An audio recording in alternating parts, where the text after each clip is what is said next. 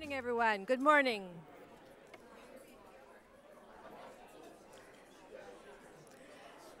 Hello, everyone. Thank you for coming out to our program this morning. My name is Karen Tucker. Welcome to the Churchill Club. This morning's program is called Leadership in the Age of Transparency, and we have an impressive panel of speakers to share their experiences and insights with you. With us are, of course, Charlene Lee, our moderator, Peter Blackmore, Gail Becker, Anthony Wood, Gary Bloom, and John Hamm. Welcome all of you, and thank you very much for being here. John Hamm does need to leave a few minutes early this morning, and so you'll see him hop off the stage when the time comes. I would like to thank Edelman for their sponsorship and making this program possible. Please help me thank them now.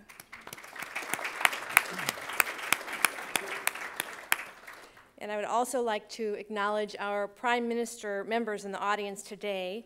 They are Airfoil PR, Cisco Systems, Microsoft, SAP, Silicon Valley Bank, and Yahoo. Welcome. A few brief announcements. Our upcoming programs are listed in your printed programs today, so please take a look. And for those of you who are less familiar with the Churchill Club, we are a nonprofit, member-supported business and technology forum. We have 7,000 members. We're celebrating our 25th year, and every year we offer about 40 great programs that look at what's new, what's next, what's not known around topics in support of innovation and economic growth. So we hope you'll consider participating and joining us. And then finally, you will find Twitter codes in the printed programs this morning, so if you're tweeting please do use #Churchill Club. And let me now turn this over to our moderator, Charlene Lee. Charlene is well known as the founder of the Altimeter Group and is co-author of the critically acclaimed best-selling book, Groundswell, which was named one of the best business books in 2008. Her newest book is the New York Times bestseller, Open Leadership.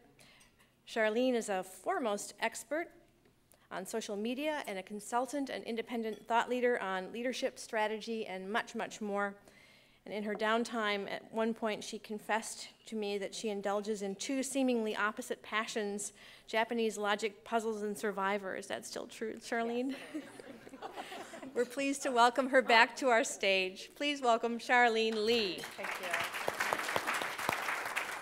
So if anybody wants an inside scoop on Philip, if they're watching Survivor, talk to me afterwards. All right, so we have a fantastic panel. I'm going to have them introduce themselves very quickly, and then we'll get into the content of the program. So Peter. Good morning, Peter Blackmore. I'm CEO of ShoreTel, and I joined that company in December. And it's great to be in a company that's growing fast and hiring a lot of people every quarter in the Valley and elsewhere. Prior to that, I was CEO of a company based in China. So I lived in China for 3 years, and I asked McKinsey once how many Westerners had actually managed a Chinese company, and it's less than that number, less than 10. So a privilege and a huge experience. And before that, Executive Vice President in Compaq and HP. And as you can tell from my accent, appropriate to be at the Churchill Club this morning. Yes. Gail? My name is Gail Becker. I'm the president of the Western region for Edelman and chair for Canada and Latin America. I've been at the company about 11 years. Prior to that, I spent time in the entertainment industry and much time in Silicon Valley on the launch of the DVD format. And prior to that, I worked in the Clinton administration, and I was a journalist. Great, thank you. Anthony?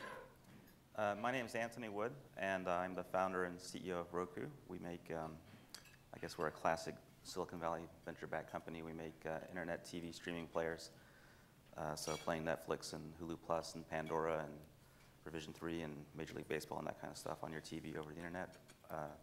We're growing pretty quickly. We're about 100 employees, $45 million in sales last year, and this year probably tripled that, around 130 million.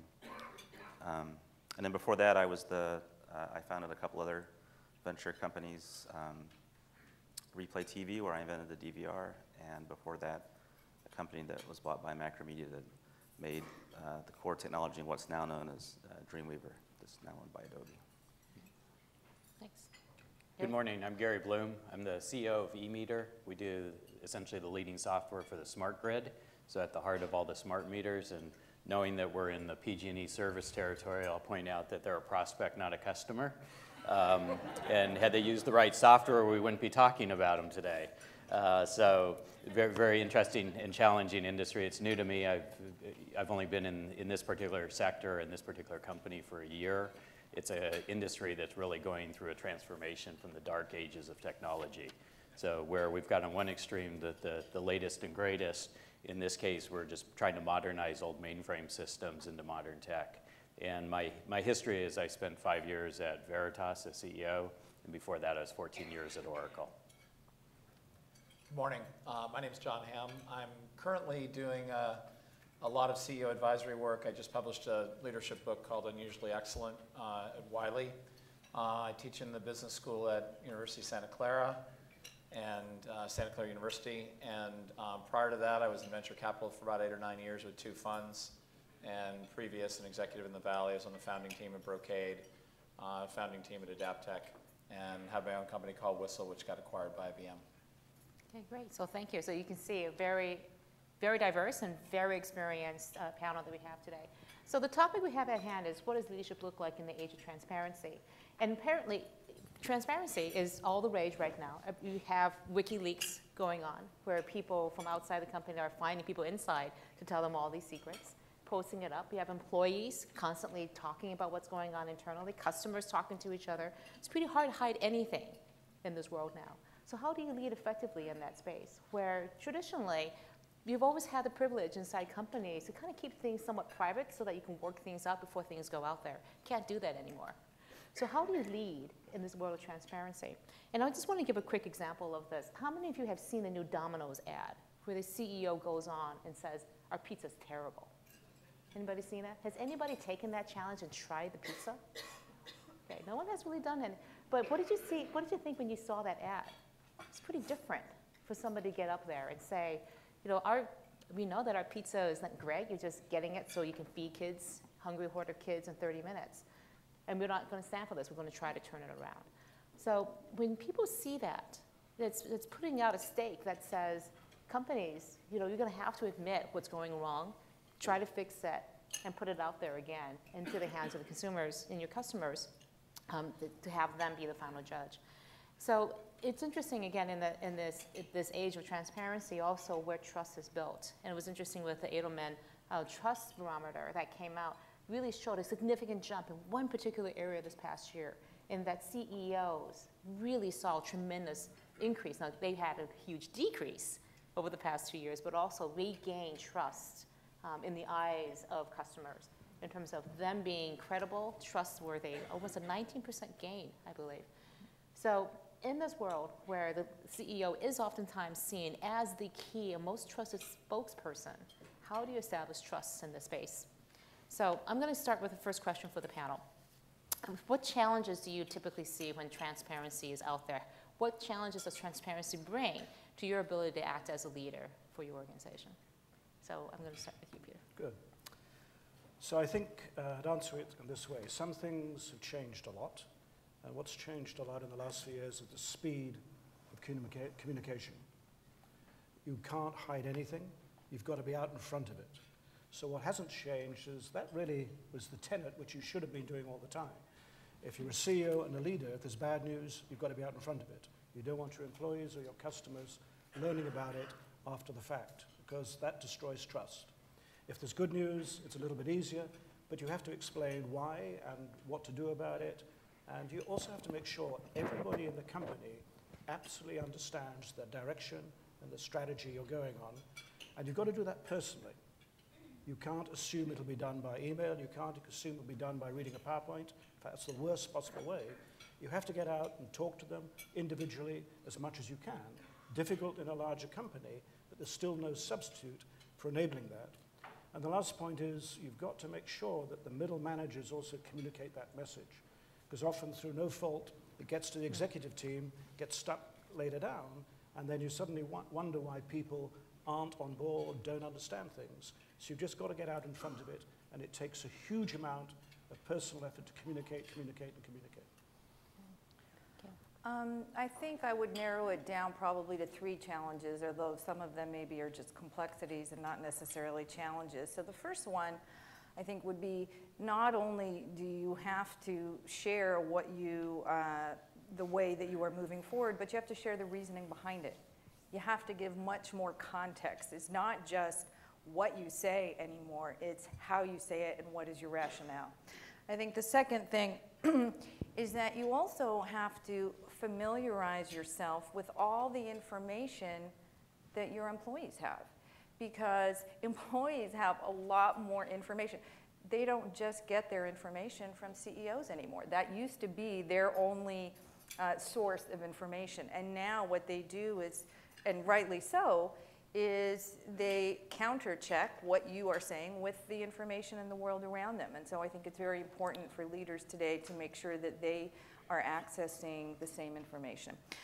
And then finally, and I'm sure a lot of us can relate to this, I think one of the biggest challenges, and certainly for me personally, is the challenge between trying to maintain some semblance of a line between a personal life and a professional life. So I remember when I first got my Facebook page, and everybody at work wanted to be my friend, which was great, and certainly better than not wanting to be my friend. But it also presented challenges, because the reason through which I might have initially sought a Facebook change now made it much more work-oriented, and I had to, and we all have to continuously balance you know, how we draw that personal and professional line. Well, I guess, so transparency, you know, it really affects our business, both in terms of how we communicate with customers and also how we communicate with employees. So with customers, you know, for example, when we added reviews, real-time reviews to our website, our sales increased significantly. So, you know, there's a lot of data about our product, and as long as the product is good, it sells really well. And the more data we can expose about our product, you know, with reviews and forums, and you know, the better it sells. So in that way, it's an amplifier, I think. Whereas, you know, before, customers just relied on third-party reviews. Now they can get reviews from other customers, and that's affected our sales a lot. In terms of employees, you know, all the tools, I think, that provide transparency are sort of a, I mean, we all know this, they're sort of a two-edged sword. I mean, we have, you know, email, we have meetings, we have lots of ways we're transparent with our employees, but I was just going to tell you, email especially, I mean, there's a lot of talk about social, but email still, I think, is, you know, the biggest way people communicate, and it is, you know, is very dangerous, you know, you know, whenever there's a lawsuit, email comes up. But, you know, I sent an email to my banker last week, asking him for a loan, a home equity loan, or a loan for some reason I'm not going to go into. But anyway, it turns out my banker has the same name as one of my employees, and the email went to my employee asking him for a loan, and he replied that his financial advisor advises him against giving me a loan. So, did you get it? Well, the banker was fine with the loan, but the employee wasn't. So that was kind of embarrassing. Talk about personal and professional, right? Right. Here. Yeah, that's actually very funny, because I had the same thing with sending a note to one of my board members that went to one of my employees instead. So very similar situation. So you do have to use that tool carefully. You know, on the subject of transparency, I'll just build on the themes rather than repeat any of the themes, because I'm in general agreement with them. I think with social media and with all the forms of electronic communication, you do have to kind of over-communicate in a funny way. In other words, anything you want to get out there, you're far better off putting it out there yourself than depending on somebody else putting it out there.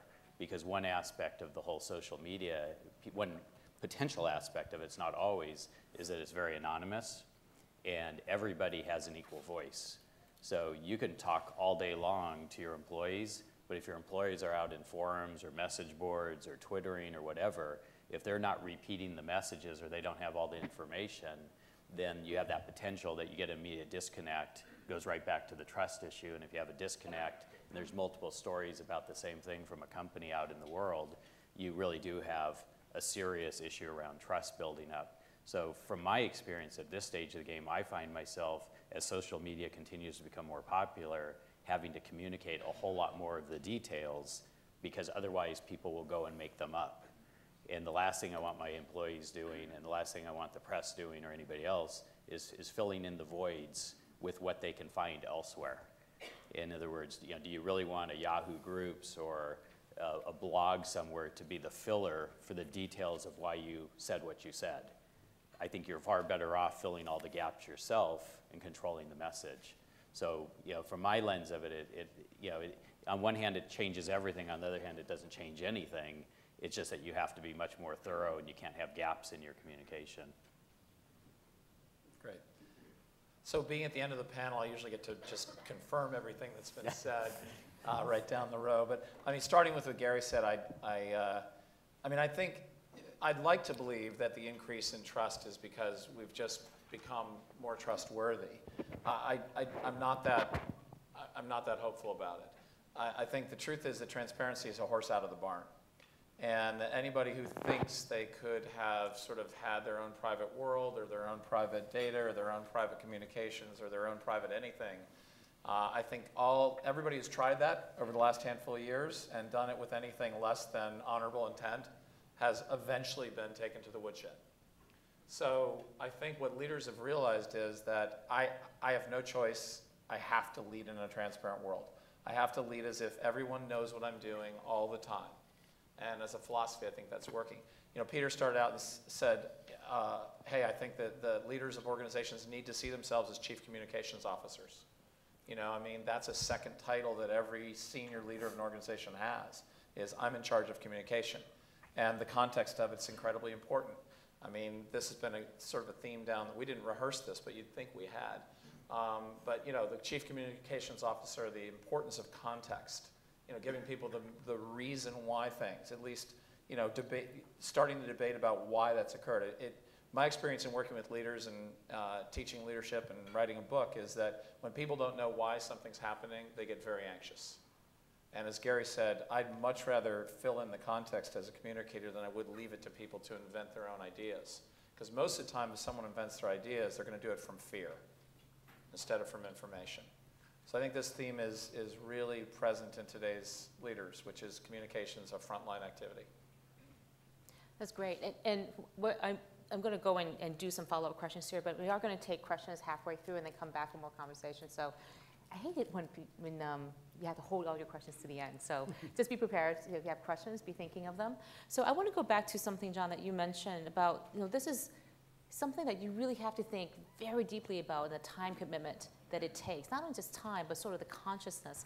Have you seen, again, in your teaching and the work and the research, you see a lot of different things from your position, that the leaders today are acting personally very differently. And I'd love to hear from the leaders also your ideas of how you are changing the way you have led personally. So again, this is voluntary. I'll do a quick one on what I'm doing it more from observing patterns of large numbers of leaders. That's where my data comes from, is looking at patterns of success and failure in 50 to 100 leaders. And I think it looks like it takes a lot more time to be in communication, but the truth is it takes a lot more time if you're not. So it's one of the most highly leveraged activities you can possibly have, and I think the tools make it that way, right? It's a measure twice, cut once kind of world. If you see yourself as responsible for the communication, then you see yourself as spending the time to get that right, then the leverage in getting it out, the tools help. So I think that, it's kind of one of those things, I can't afford to spend so much time communicating. My view is you can't afford not to. So I think there's enormous leverage in leaders investing the time in communication. And while many things have changed, especially the tools, the one thing that hasn't changed is the quality of a personal leadership relationship, no matter how it's formed. Can I challenge one thing you said, which is, and what I heard you say at least, is that leaders have really changed to earn this trust. I would actually argue, I don't know that leaders have changed that much. I think just what happens is handled differently today than it might have been years ago. Because years ago we didn't have the internet. We've always had, in Silicon Valley in particular, what I call kind of the CEOs that blow themselves up.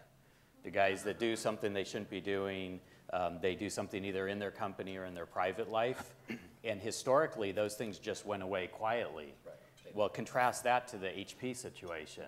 You know, nothing quiet about the HP situation and the way that blew up and spinning out of control. But still in the private company world, I can tell you, having looked for quite a fair amount of time and looked at a lot of private companies and played in the private equity world and other spaces, what I can tell you is there's still a lot of CEOs blowing themselves up and a lot of leaders. It's just that we don't always know about it.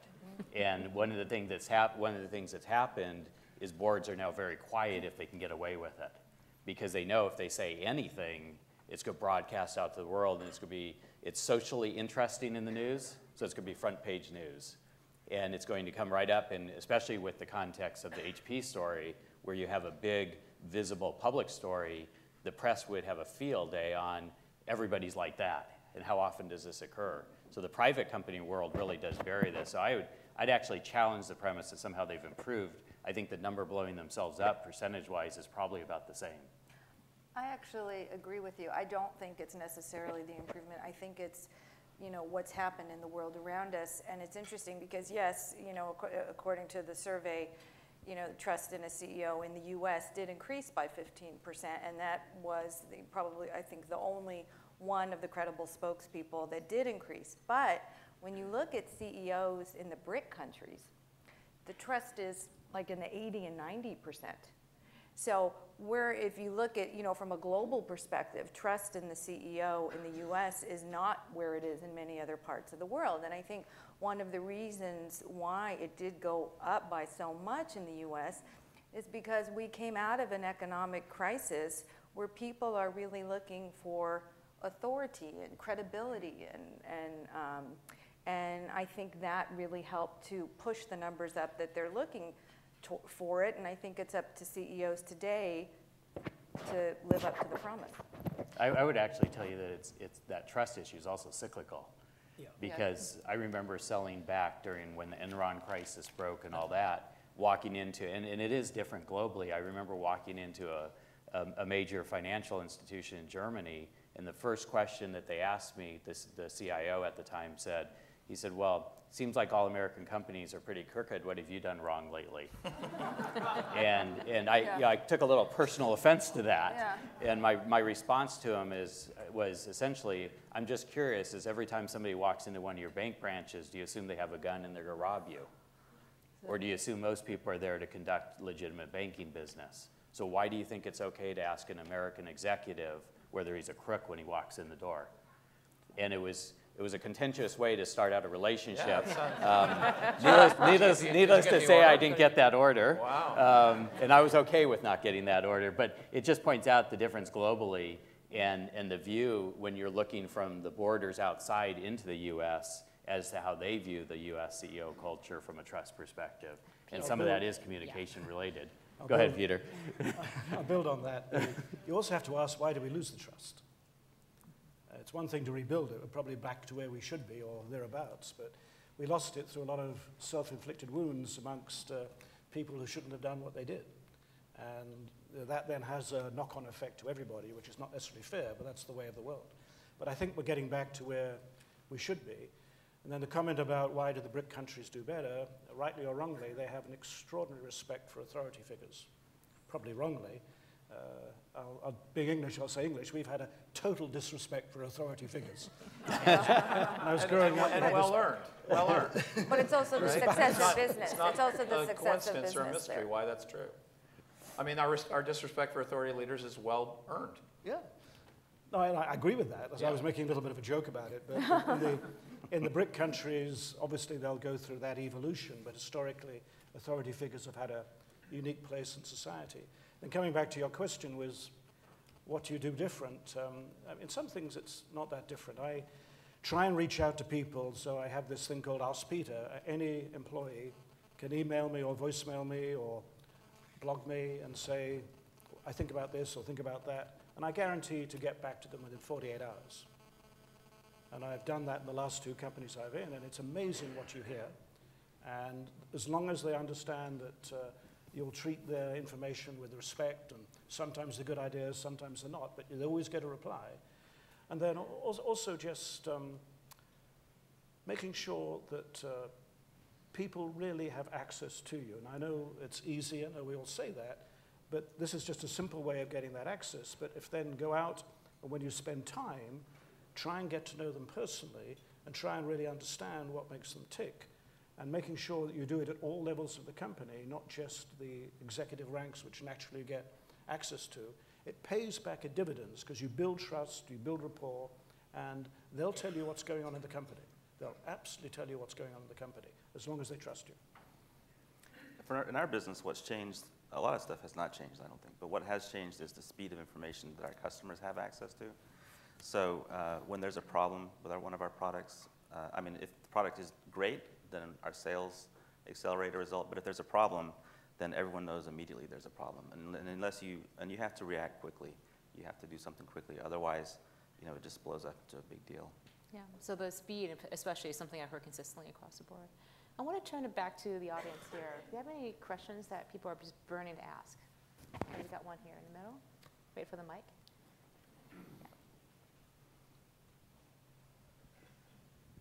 So listening to his leaders talk about trust, your need for speedy communications, et cetera, respect with me, I've been a marketing leader my whole career. So as a marketing leader, whether it's a private company, public company, division of a massive company, what can we do as marketing leaders? Maybe one or two top-level things we should think about that could help our business leaders be more effective as chief communication officer. Well, I'll take a stab at it in one direction, and then I'll try to address it to the way you asked the question, too, because I look a little bit as what do we not want you to do as well. And I think it kind of makes the point, which is resist the temptation to reinvent or change the message. So with messages being so broadly distributed now through social media, through the web, where everything you say is public, a marketing department that tries to essentially what I call control the message or change the message because, well, what he really meant to say was, the old standard bridging technique of, try to redefine it, those contrasts just rip apart trust completely because now you're saying, well, what he really said isn't what he said. He said this other thing, and it's like, no, I actually read it. And it's actually quoted, or in many cases in today's world, is actually on video. It's out there in the public premise. We didn't have to worry about that years ago. You could kind of control it to some extent. You could put out a new message through the press, and it could populate back out there. You could clarify something with a press release. By the time you can get a press release out, 1 million people know what you said. And so then you're trying to redefine it. So, so that's one thing. The second thing that I think that, that's a little bit what not to do. What I think marketing departments today can do is work to make sure that all the employees have consistency of what they're saying. Because again, your message gets fractured very easily if you don't have 100% of the people saying the same thing 100% of the time in 100% of the different forums that they communicate in. And so you have to drive that absolute consistency. And my experience is the bigger the marketing team gets, the less consistency you get out of your marketing team. It's very easy to have consistent messages, consistent marketing when you have 4 or 5 people, which is my current scenario, versus marketing, no offense to the 5 or 6 alumni from Veritas here, but when you have kind of a 100, 200 person marketing team, potentially, consistency is very hard to drive even within marketing. I think it's one of the ironies in some of the research I've done too, that the more open you get as an organization, the more disciplined you have to get. And especially the more transparent. It just doesn't seem to make sense, right? Openness should be like free, and that's absolutely not the case. What I'd suggest is avoid the spin doctors. Treat them like witch doctors. It's not good. Because if you use the social media, as we do internally, I encourage people to use it. I say bring it on, because the more open I am, the more they'll understand. And just make sure that what you say is got every fact that you need to get out there and build that credibility and trust. And then the employees will also use the social media appropriately. Obviously, you need to set simple rules like you've done in email and everything else.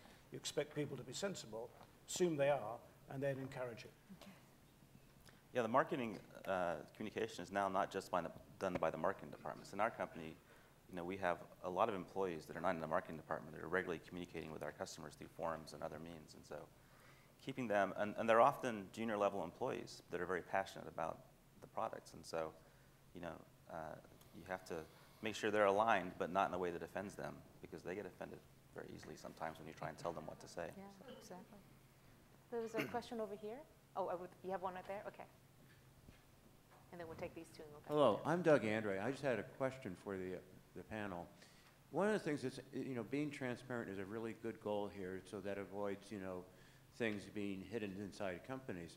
But how do you reconcile being transparent to your outside stakeholders, at the same time comply with the Sarbanes-Oxley requirements of giving information to everybody simultaneously if it has a material effect on the financial reporting of the company? Thank you very much. Thank you.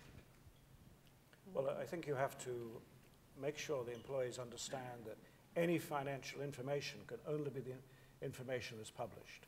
And if they don't follow those rules, then it's a very short conversation with them, because you have to follow those guidelines. But just make sure that people understand, and you can help by that with sharing with them everything you've shared on the earnings call, making sure they understood it, got the details, and just don't assume they've got half of it. Tell them everything. I actually took a different approach, which is I just assumed all my employees are shareholders.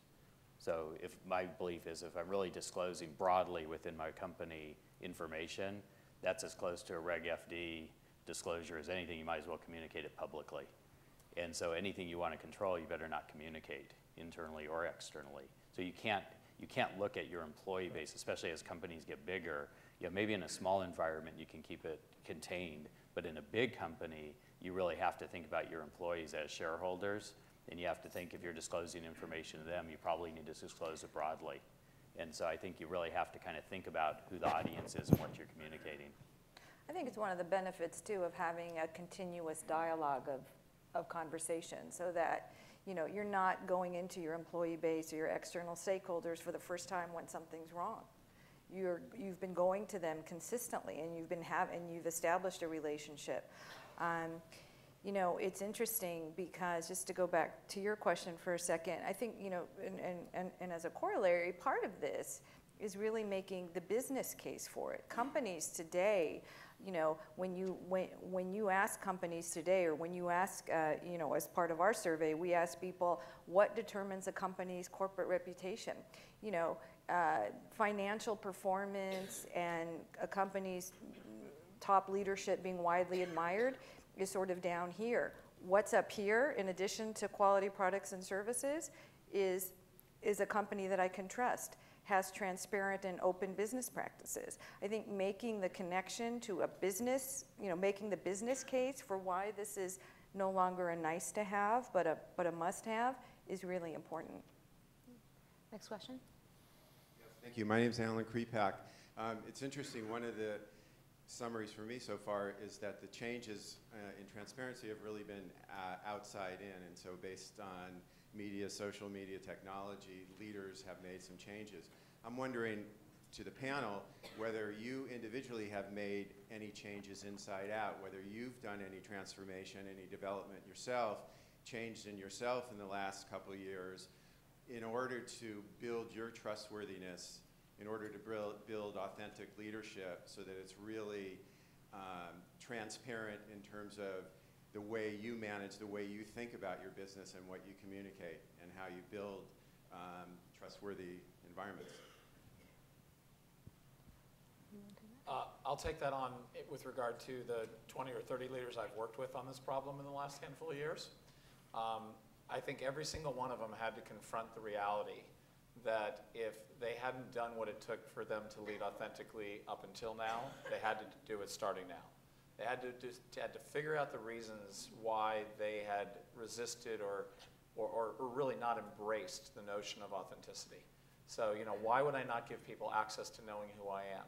Why would I not, share with people the truth about, my shortfalls, and be vulnerable and create some relationship? I think in the old days, you just thought, hey, command and control, don't need to do that. I'm the boss, you're not, here we go. And so I think that this has been a personal transformation for a lot of leaders with regard to really having to come face to face with what it takes in them to become authentic, because if not, the results they want in their other people just aren't going to be there. So it's been a painful time for a lot of leaders, at least the ones I've worked with. But I think a lot of leaders have always been honest with their employees and their customers, and they really haven't changed. Some people, I'm sure, have changed, but I think you mentioned this. I mean, my style has not changed over the last 15 years. The only thing that's changed for me has been, you know, the mechanisms are so instant. So it's basically, the thing that's changed for me is tactical. You know, I triple check my emails, and sometimes that's not enough. And sometimes, you know, when I read my email 3 times, I make sure that, okay, well, you know, yes, it might get sent to someone outside the company by accident. You know, if that were to happen, you know, would this email be taken out of context? And so sometimes I'll put more information in the email in case that email is, you know, sent somewhere by accident where it's not supposed to be sent. So in my case, it's all tactical changes. I would agree with that. I think of it as very tactical as well. The thing for me that's changed is I have to communicate faster. Yeah. I can't save something and wait till the next day and say, yeah, I'll pick that up tonight, I'll draft something tonight, I'll send it in the morning, because by then somebody else has likely communicated it for me, and I've already lost control. Yeah. So especially with internal communications, I find if something happens in the company or something going on internally, I have to jump all over it. I almost have to drop what I'm doing. I have to go write the email, and I have to ship it off to the corporate-wide mail list. Otherwise, by the time I get around to it at the end of the day, everybody in the hallways, everybody in the company around the world already knows the information, yep. And they've already I've let somebody else position that information other than myself. And so I like to try to get ahead of it. I do find I just have to move much, much quicker. I agree with that. I think it reinforces what we always knew, but it really stresses best practices. And if you don't do what Gary's just said, then you'll suffer the consequences. So the speed has really, you know, reignited in me. I knew this all along, but you just, no excuse now. You have to do it, get in front of it, be upfront, and be very factual. But you can see in what these guys both said who are running companies that they're acting differently because they see it differently, right? Something changed in the way they viewed the responsibility to speed, the responsibility to be ahead of the message, the responsibility to be the chief communicator. You know, that behavior didn't change till the thought behind it changed. And I think you just heard 2 examples of how the world has had both these guys change their value on speed relative to the consequences of being behind the ball. I think part of it, too, is knowing who your audience is. So we have a global company that has a lot of millennials in it, and the things that they want to hear from the leadership of the company is different. Even how you talk about benefits or work-life balance. Those are the messages that are really important to them. So figuring out how those play into what you talk about, I think is really important. Yeah, and I just want to echo the fact that what I heard from John also, in working with so many of these leaders, the ones who don't practice good authentic leadership in the beginning are the ones who had the biggest change to date. I mean, you have a panel here of very authentic leaders who have been practicing this, I believe. Yeah. And so that was the thing that struck me in our pre-talk. It's like, there's no issue here with this panel. We kind of stacked it. Being unfair to somebody who's a countryman of mine, don't go sailing with a good oil rig burning. Not a good idea. That's a good way of putting it. And so this whole idea I find oftentimes when talking to people is that how do you give up control? This notion that you're in control when you're actually not in control. And so that is the biggest mind shift for them. Once they realize they're not in control, then they can start engaging in a very much more authentic way. We're going to take one more question, and then we're going to go back to some discussions here. All right, Jerry Corbett with Red Flag. So it's Friday morning. What advice are you going to give today to the CEO of GoDaddy?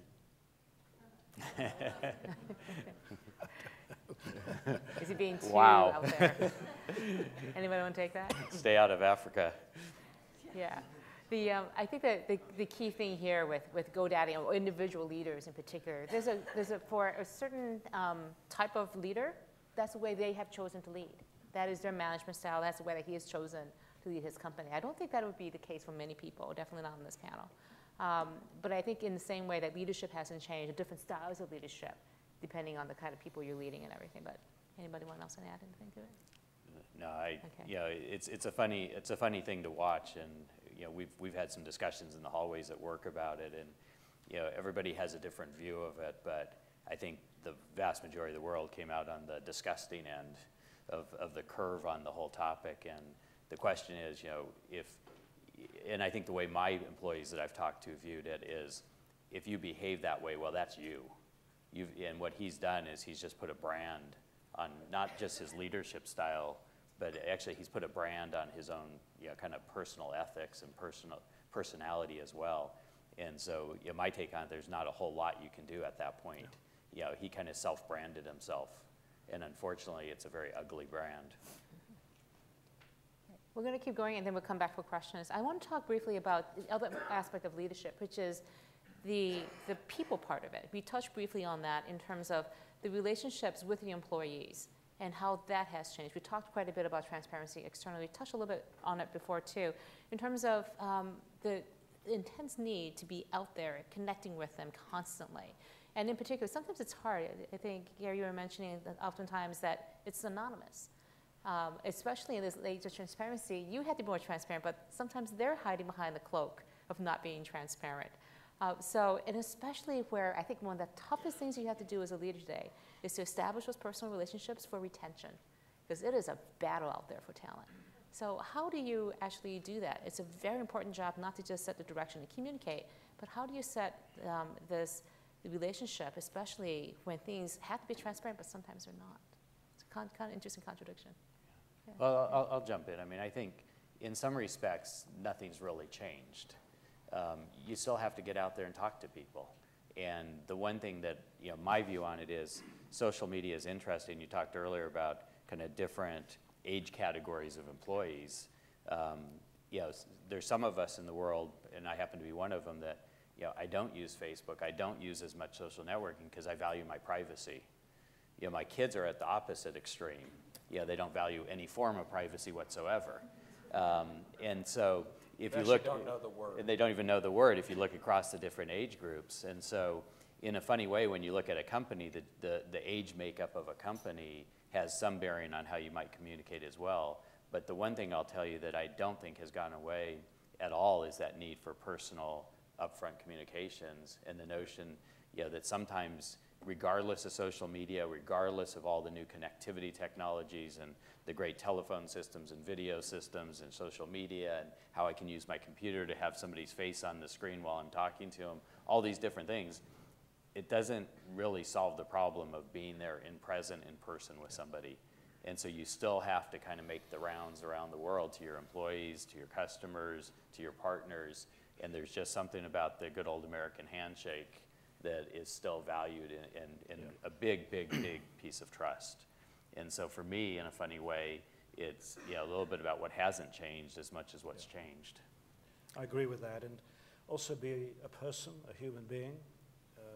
Obviously you're a CEO, and everybody knows that. You need to remind them of it, and get with them in their own environment, because that's a huge comfort factor, not in your office, in their workplace. And also get with them in groups where they feel comfortable with each other. In other words, if it's the engineering team or R&D team, you get that team together, not all the managers, but the people that are doing the work. Relate to them as much as you can. I'm not an engineer, but relate to them as much as you can. Ask them questions, get them talking, build up the dialogue and build up the trust. It has to be done personally. It takes a lot of time, has to be done personally. I'm sorry, I was going to add on that. When I was finishing this book, we commissioned a piece of research of over 1,000 employees of various companies of all sizes, ages, everything else. And the summary of the request from followers was, I want somebody that I can relate to, that I can trust, and that I'm willing to follow. And that sentence, plus or minus a little bit, was over 80% consistent as sort of the expression of demand from a follower. I want somebody I can relate to. So relate is the word that relationship comes from. I can't relate to somebody, it's hard for me to trust them. If I can't trust them, I wouldn't find them compelling. If I don't find them compelling, I wouldn't be willing to follow them. So I think that much of that hasn't changed. The distinction in my mind between communication and relationship is communication does not make for a relationship. It's necessary but insufficient. A relationship's a two-way idea. So in a one-to-many world, how do you create the feeling that people are heard, that they have the other side of that relationship, that you're just not pontificating or lecturing or sermoning to them about a one-way data dump, but rather they have the chance to actually connect with you in some way. And obviously, as Gary said, the bigger your organization gets and more dispersed your organization gets, the more generationally diverse the organization gets, it's challenging. But that's ultimately, I think, what the goal is, to create a sense of relationship. And I think from there, good things happen. I think you touched on something that's a really important point, because we've talked a lot about, what do we say and how do we communicate and what do we put out there. But I think equally important, if not more important in many ways, is to listen and to ask questions and to hear what they have to say. Richard Edelman, who's the head of our global company, instituted many years ago an employee survey. And the employee survey is done in all of our offices, 52 around the world. And the head of the office, and oftentimes the regional leader or whatever, is in the office while you share the survey results. And some of them are not really nice about the person who's delivering it. But we are all committed to doing that. And I have to say, because I've been in some offices where, being with the general manager, presenting the information, the fact that that general manager is standing up there, bearing their soul, showing the results of, I haven't done a very good job, the trust level and the relationship that is built from that point forward is really quite significant. And so I just think talking and communicating is very important, but listening in many ways is more important. Don't you find it concerning, though, that in order to get that information or have that educated point of view, it takes a survey? In other words, what is that particular general manager done that says, I don't have a climate where if I'm doing something wrong, my employees feel willing and open to challenge me? And it's something I work on real hard is, as a leader, is try to create an environment where if somebody wants to challenge my thinking or suggest that they might have a different perspective, that you're open to that. Of course, but it's an anonymous survey, so I think people feel a lot more, I think it's just human nature, people would feel a lot more comfortable participating in a global anonymous survey. I think we have created an environment where people challenge us all the time, just like we encourage them to challenge their clients. That's often what our clients pay us to do. But I think the added benefit of giving them a forum and communicating that we really want to hear what you have to say, we really care about what you think, we want to give you a safe forum in which to do that, I think is But really don't miss what Gary said, because it's brilliant. Trust is not just about honesty, it's about safety. And the truth is that if leaders can create a safe environment, then they lower the perceived risk of honest communication. That is true. I mean, the reality about how we all feel about trust is that the safer it is to make an honest mistake, the more willing the more willing we are to swing for the fences.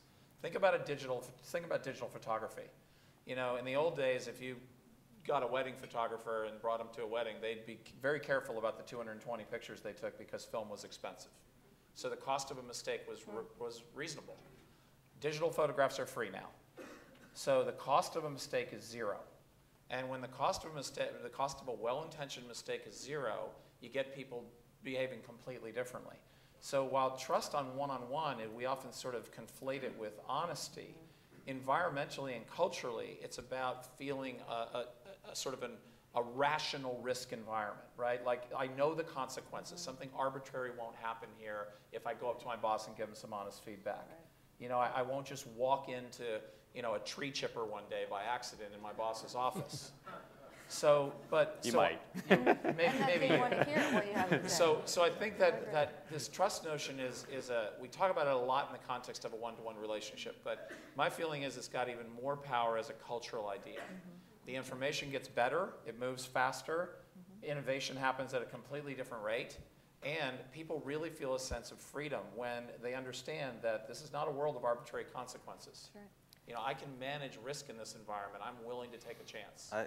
We have a very open culture, and no one gives me honest feedback. It's very hard to get honest feedback. So, and also, when you have there's different kinds of cultures. If you have a culture that's high performance, where you will fire people if they don't do a good job, then getting honest feedback is even harder, no matter how open your culture is. This conversation started actually about hiring talent, which I think is one of the most important things I do. So I just want to comment on that for a second. And I've hired great people from Microsoft, from Google, And the only company I've not been able to hire anyone from in the last 5 years is Apple. And they pay their employees crap, they work them hard, and you cannot hire them. And they love working there. And the reason they love working there is not because they're open. They have one of the least open companies in the world. It's because they're Apple and they're successful. And that's been my experience, is the number one thing you can do to hire people is be successful. I think that's so important, because Trust stock integrity also are one hasn't done thing. poorly. They don't give them many stock options. Well, It's not, that's not it. Trust and integrity are one thing, but passion, Yeah, passion. Exactly. passion is what it's all about. And if you can get people passionate about what you believe in, they'll follow you. Right. And they'll also be much more demanding of each other, much more demanding of you. Yep. And it's a huge, huge attribute. Right. I want to ask one last quick question, and then we'll turn it over to the audience for questions. What trends do you see coming up in the future? You don't all have to comment on, but anybody have any thoughts? Trends about the leadership, how leadership is going to be different. Things that people should be thinking about. Any trends? Well, the obvious one, having just talked about Apple, is the consumer is king.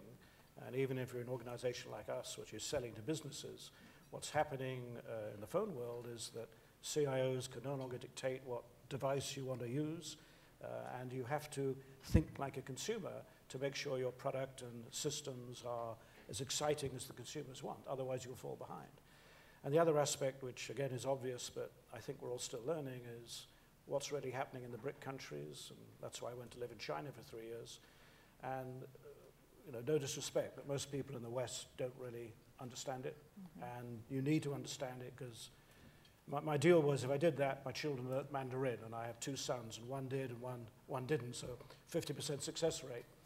But you've just got to get out there and see it for yourself. There's no substitute. Anybody else want to comment on any trends you're seeing? I would add to that China's sort of I get it, it's a huge effect. I also think that the demographic, millennial, sort of generational changes are significant.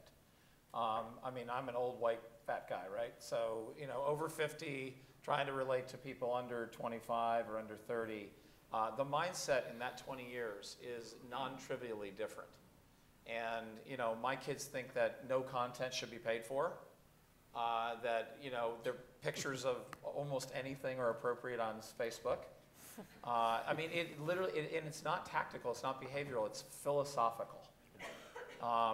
So I think that as you look out over, a workforce that's 18 to 59 or 65 right now, you're talking about a handful of different fundamental life philosophies and mentalities about leadership and people and community and information and content and what stuff should cost and work ethic and everything else. And I think it's pretty significantly complex as a leadership environment. Yeah, I'll just have one other quick comment on that and go to questions. I do think that the way that this generation, and it's not just the young generation, it's moving very quickly into the 45 plus area too as well, is that relationships are very real that are being formed in these virtual environments. I just went to a dinner with Padmasree Warrior, who's the CTO of Cisco. And I was just walking in, it was a group of training women for dinner. And I was walking in, I go, how do you know Padma? And somebody said, oh, I'm a Twitter friend of hers. I met her on Twitter. I'm like, well, that's fantastic. Now you go, when of you, how often do you get to see each other? Well, this is my first time seeing her. And when they came together and met and sat, and they were greeting each other like old friends. That was the thing that was so interesting to me, was that these relationships that people form, they're different. They don't replace the face-to-face, but they're very real. And as a leader, I think you have to absolutely master that skill. So we have some questions? Yeah. Gail, you mentioned some differences in the way you talk to the millennials about benefits, about pensions and all those sorts of things. Could you give us some examples of how you differ your message to those particular groups? Yeah, and sure, and let me just clarify. I don't, and other leaders in the company don't necessarily give them different messages, but with the way that we talk overall to the company, I think has just differed as a result. We don't target, messages per, certain group or what have you. But, you know, we've done a lot of, you know, there's a lot of research out there in terms of, you know, how to be most effective. And, you know, one of the things, you know, we noticed very early on, particularly with recruitment, which is equally as important as retention. And actually, you know, now as a company, we're doing a lot of tweet ups and so forth to try and get, you know, the best recruits out there, because I agree with you, it is most challenging. But, you know, the things that incentivize them to stay, it's not, sometimes it's about, you know, money or title, and sometimes we hear a lot about, you know, mid-level managers or what have you saying, well, they're over entitled. But at the end of the day, it's really about work-life balance could not be more important. And they want to have a work life, and they want to work while they're there, but they also want to have a life outside the work, and the lines between the two have really blurred. One of the things that I think that we're starting to see, and we'll see in terms of trends, you know, people working more outside of the office. So that's a big picture in terms of, you know, globally, as these companies expand globally, and people here have to manage more offices, more people around the world, and what are the challenges associated with that. But then also, people, you know, we've increased working outside the office. The notion of telecommuting, we have a lot more people doing that today, because sometimes that's the best talent, and we have to be creative in how we keep the best talent. So how do you lead people that aren't always physically with you, I think is a huge challenge and trend. Next question. Hi, I'm John No. I manage the corporate communications team at Brocade. There was a lot of focus earlier about the impact of social media and transparency on the speed of communications. But it occurs to me it has also impacted the volume of amount of information as well. And as leaders, I'd be really curious to find out how you guys manage the sheer volume and prioritizing what's important and, you know, what needs to be addressed first, et cetera. Yeah, that's a great question. I'm thinking out loud a little bit. There's no magic formula to it, and the difference I feel today than I felt 5 years ago, or 10 years ago, or 15 years ago is I do miss things. I can't get through all the emails, and the chances that an email ends up down in the queue somewhere, and you're on the plane cleaning it up, and you're somewhere over the Midwest, and you go, man, did I forget to follow up on that? And you find this email that happens to be 5 days old, but it's 500 down in your queue, and you've missed an immediate thing that needed attention. So, you know, one of the things that I think has come up is there's a lag time, and that's actually creating this exponential volume increase in communication, because then you can actually search by that person's name, and you're going to see 7 more emails on the same topic because you didn't respond quick enough. So to me, it's one of these things where you really can't disconnect, and there's this notion of, you know, you can't take a vacation without your BlackBerry or your iPhone or your iPad. You know, now I can't take my vacation without my laptop, my iPad, my iPhone, and my BlackBerry. You know, and I walk around with all of them going all the time, and there's really, in a funny way, there's no sense of disconnecting. I do volunteer rescue work, so I run the Sheriff's Rescue Team for San Mateo County. We were called out to do tsunami evacuations. Completely different world of communication, because not only were we out in the middle of the night doing evacuations, but one of the mediums to get the message out to the community was the internet. It was the warnings that were coming. One of the guys in our rescue truck was on my iPad. We were following what messages were going where in the community. And at the same time, he's saying, by the way, you just got an email that says important, important, important. And he hands it back to me. You know, and so it's all mixed up, your personal life and your public life and your private life and your work life. These things are all merged together into a massive communication. And I just think it's kind of a good news, bad thing. You're always communicating, you're always available. But the bad news is you're always communicating, you're always available, but you can't get behind. And I think we're forced to be responsive, or we get into basically serious peril of missing something critical. The best thing, it's very hard, but probably the best thing I do is make sure your staff knows that they need to come talk to you if something's important is happening. So, you know, I could stop reading my email, and I would know that if something important came up, someone would come and get me. They need to figure out what's important to me and what's not. There's a famous saying from the person called Churchill that, apologize, I didn't have time to write a short letter, so I wrote a long letter. So I mean, I agree absolutely with everybody said, but the other thing I'm trying to encourage my employers to do is don't send me PowerPoint. Try and analyze what you're saying or what you're communicating in a very short space of time. Think about it. Writing is better than putting it in PowerPoint. And if you can't crystallize your thoughts into, you know, a few paragraphs, there's something wrong. Now, it can be more complex than that, I understand that, but I think everybody can help each other by not just giving us a dump of a huge file or armies of emails, because otherwise the problem doesn't get any better. We all have to assimilate and filter in some way, but I think there's a lot of internal learning to use all the tools we've got more effectively. I agree with you, but I have a concern tied to it. So on one hand, I agree, which is there's also an oversimplification of messages coming in as well. I work in a company where this company, the employees, they love the instant message. And I didn't grow up in an instant messaging world.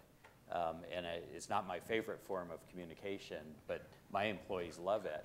And there are lots of complex things you're doing in the business world that don't fit well into an instant message text. And I find myself very often, I was doing it in the middle of last night, you know, where I'm messaging back, and I'm like, well, forget this, and I just push the phone number, and it's like, let's talk about this. It's like, we're debating this complex deal topic for, you know, for our last Q1 deal, you know, coming up to midnight, and we're going back and forth on contract terms. It's like, you got to be kidding. And so I think we all have to be careful to not fall victim to oversimplification on messaging as well. Oh, go ahead. Well, I was just going to say, I think it's a great question, and it's one that I hear people talking about all the time. On a personal note, I struggle with it every day. I think, and maybe this goes back to your question in terms of, you know, how do we talk to our employees, particularly if we're not in the same demographic per se. And I think part of it is what you say, and part of it is how you say it. And I remember when I travel and go to different offices, I always have a town hall meeting where people can just ask anything openly. Because I think it's really important not only that people are encouraged to ask questions, but that they can do so in front of other people. So nothing. You know, I remember a few years ago, people said, "Do you have a Facebook page?" In front of this was maybe 3 years ago, and I didn't at the time. But I left that meeting and I started one, and I did it because what I realized is even though it may not be my initial gut, you know, instinctual mode of communication, I knew it was important for them. And it's funny because I just had a conversation with my 13-year-old son who said, "Mom, can I get a Facebook page?" This was last week, and just instinctually, without even thinking about it, he said, of course I said no, and he said, "But why not? You have one." And instinctually, without even thinking about it, I said, "Yeah, but mine's for work." Because in my mind, it is a way that I communicate with people who work for me, not necessarily because it's my preferred mode, but because I know it's theirs. And the same with Twitter and what have you. Yeah. I'll tell you my solution for the volume, because I'm very connected, being the space that I am in. I'm on a very strict social media diet. And I track actually how much time regularly, how much time I spend on it. It's between 15 and 20 minutes a day. This is all the messaging and everything else that I have to do. And I do it on my phone while waiting in lines. So the key thing for me is to know what I will do and what I won't do, and I have a strategy around it. Because it is all about what you decide to spend your very limited time on and what you don't, because that is the strategy. I think we have time for, no, we don't have time. Okay, so I'm going to wrap up very quickly. And basically, I think that the key thing here is that when you think about leadership, so many things we heard have changed. Some things have changed significantly, speed, response, the transparency is putting greater pressure on it, but so many things have not. And that's the thing that I think this panel, and also from the research that John and I have done, is that there are some aspects about leadership that are just timeless. And those things will always stay true. So I think it's grounding whatever you do in those timeless aspects of leadership, whatever it means to you, whatever it means to the GoDaddy chairman. It's the important thing that's going to establish you as a credible leader. So thank you very much to our panel, and thank you very much for participating. Thank you very much.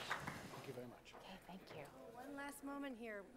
We have the we have the ceremonial presentation. So just want to thank our speakers and Charlene. Thank you for sharing your perspectives with us. And as a gesture of thanks, we have for you the stylish Churchill Club t-shirt.